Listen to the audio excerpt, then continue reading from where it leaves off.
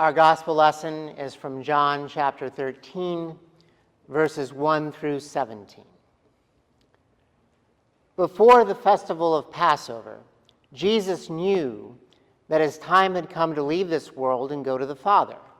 Having loved his own who were in the world, he loved them fully. Jesus and his disciples were sharing the evening meal. The devil had already provoked Judas, Simon Iscariot's son, to betray Jesus. Jesus knew the Father had given everything into his hands and that he had come from God and was returning to God. So he got up from the table and took off his robes.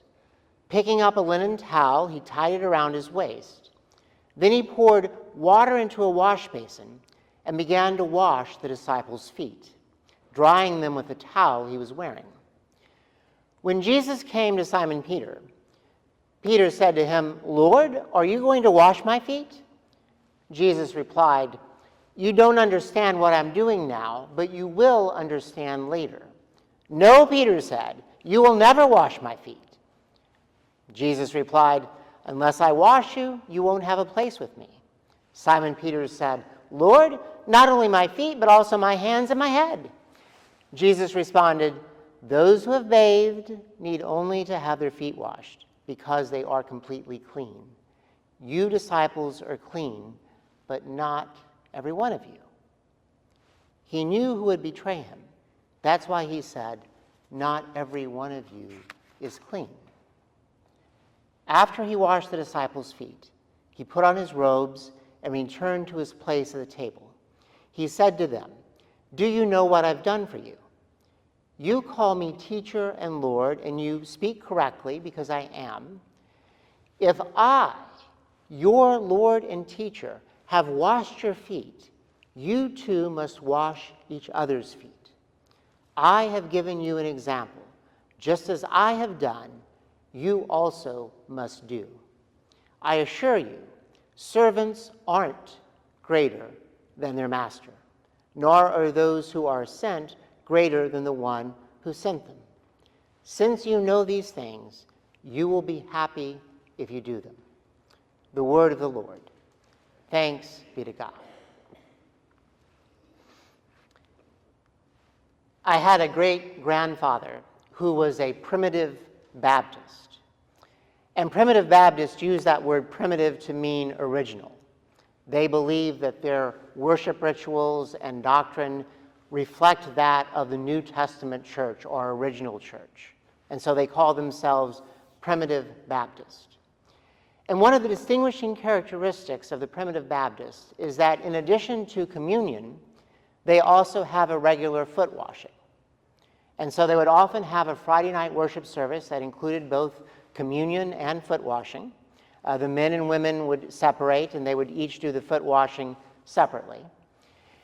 And the story that I've heard passed down is that my grandfather and his two younger brothers, my great uncles, would occasionally play pranks on each other when it came time to go to the foot washing service, such as like putting an egg in the boot of someone's shoe, or in the heel of someone's shoe, and then stepping on the egg. They'd have no choice but to go to church because it was their only dress shoe, and so they would show up for the foot washing service quite literally with egg on their feet.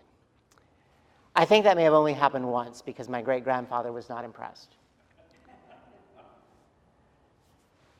Now, when my great-grandfather died, his widow, my great-grandmother, announced that she was returning to the Presbyterian church of her youth. No more foot washing for her.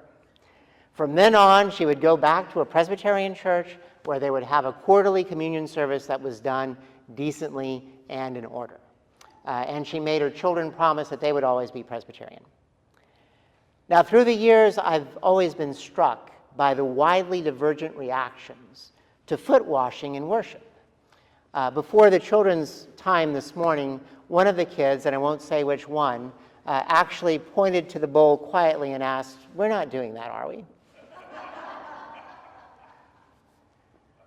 And it's interesting to me, like I remember doing foot washings in youth group where there was perhaps a greater enthusiasm for foot washing because everyone had young, beautiful feet. It was part of an experience. But then as we get older, many of us get more self-conscious about our feet. Some of us don't even wear sandals during the summer. And so we're perhaps less enthusiastic about foot washing in general. I may be fearfully and wonderfully made, as Psalm 139 puts it, but please don't touch my feet. And perhaps I can relieve some anxiety this morning by saying that the basin and towel and stool that you see here are largely symbolic. We won't do a foot washing in this particular worship service. So in true Presbyterian fashion, I'm going to invite us to think about foot washing. Now, as I mentioned with the kids, the usual custom in Jesus' time was that the guests would wash their own feet. The host would give them a basin and a towel for them to do that. In wealthier households, a female slave might be given the task of washing the guest's feet. So we can imagine how shocked the disciples were when Jesus took the basin and towel and began to wash their feet. Now, what would be the equivalent today? During the pandemic, pastors and worship leaders, may have held out a Perel dispenser as people came in so they could rub their hands with antibacterial foam. Maybe something like that, but that's not quite as intimate. Maybe something would be more like it would be if your pastor offered to give you a manicure or a pedicure. That would be more shocking, and most of you would probably react like St. Peter, like, no, Pastor Jack, you're not giving me a mani-pedi. No.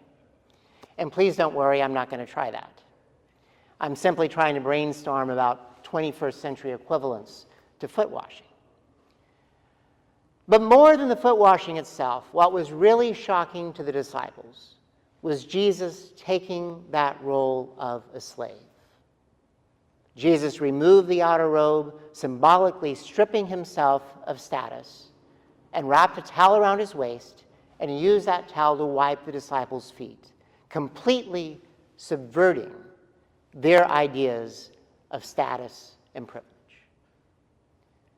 Now, foot washing may be something from the past, but status and privilege at dinner parties is something that is still with us. Who gets to sit next to whom? Does a 12-year-old get to sit at the grown-up table or the children's table at Thanksgiving? If the dinner is in a restaurant, who gets to sit at the good tables and who gets stuck next to the kitchen? If it's a banquet and there's going to be a head table, well, who sits at that? And if it's a really big affair, there might even be an A list and a B list.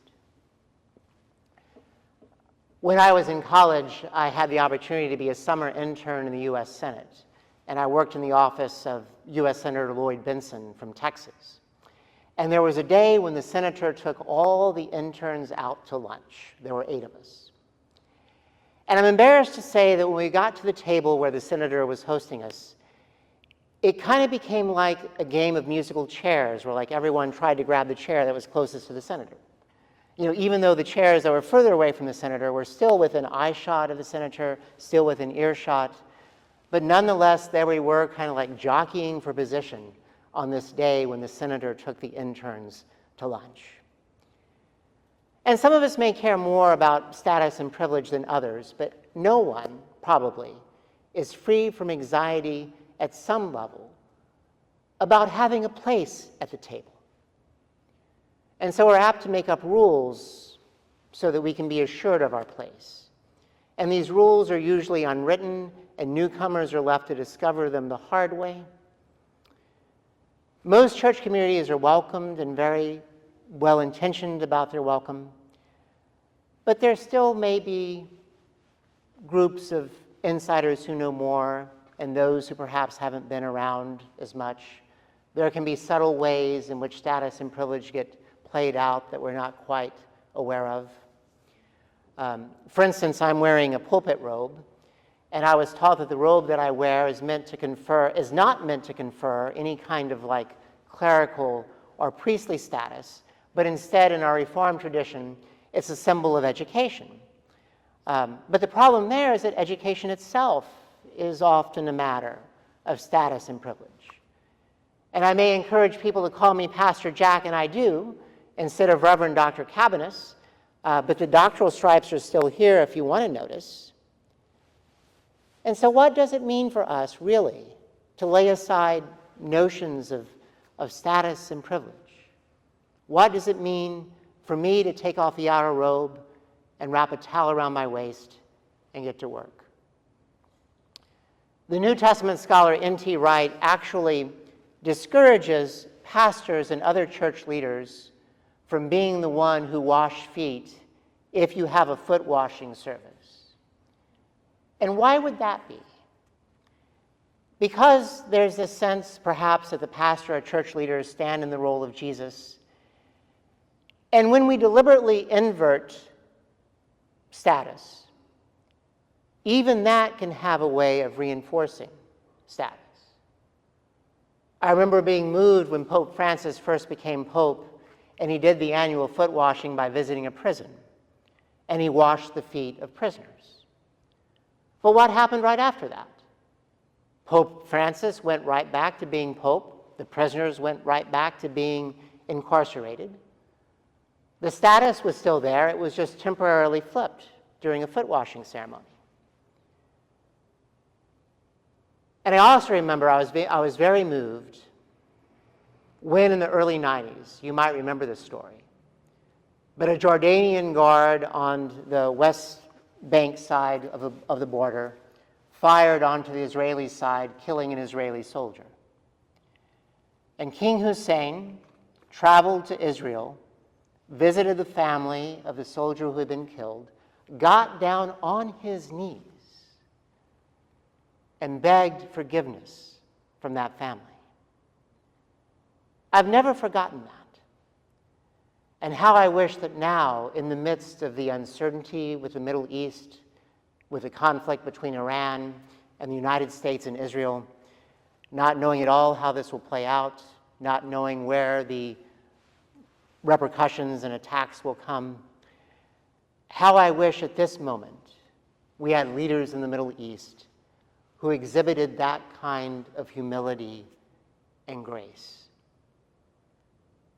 Then we might be hopeful, more hopeful, for the prospects for peace. But even then, with that remarkable moving gesture from King Hussein, what happened next was that King Hussein traveled back to Amman, Jordan, and continued being king. What Jesus is really trying to get us to do is not to trade places in terms of our status and privilege. Jesus is inviting us to get rid of it entirely, to put it out of our minds, and instead to treat each other as friends. Jesus says later in chapter 15, if you do my will and follow my teachings, you're my friends. And also Jesus says, no greater love than this exists, that someone lay down their lives for their friend. And this might happen all at once, in the example of someone giving their lives in the line of duty, or a first responder putting their own lives in danger. For most of us, it happens by giving our lives a little bit or a lot at a time throughout the course of a lifetime. But Jesus invites us to be friends who love and serve each other without asking, what's in it for me? Jesus invites us to be friends by us reaching out to outsiders, to those who may or may not normally frequent a worship service. Jesus invites us to do away with status and privilege and to remember that each and every face we see is the face of a child of God, period, end of sentence. What does it mean for us in our own time to risk vulnerability? Not only in washing someone's feet or doing some act of service for them, but what for us might be an even more vulnerable act, letting someone else wash our feet or take care of us in some way when we would rather be self-sufficient. One way or another, we are all in need of washing, of being washed. One way or another, we need Jesus to cleanse us of all our pretensions. We need reminding that when we gather together for worship, that we are not divided into an A list and a B list, but we are all friends gathered around this table. It's one table, one gift, one Lord, one faith, one baptism. And we have these words of Jesus as a final reminder. So if I, your Lord and teacher, have washed your feet, you also ought to wash one another's feet. All glory and praise be to our God. Amen.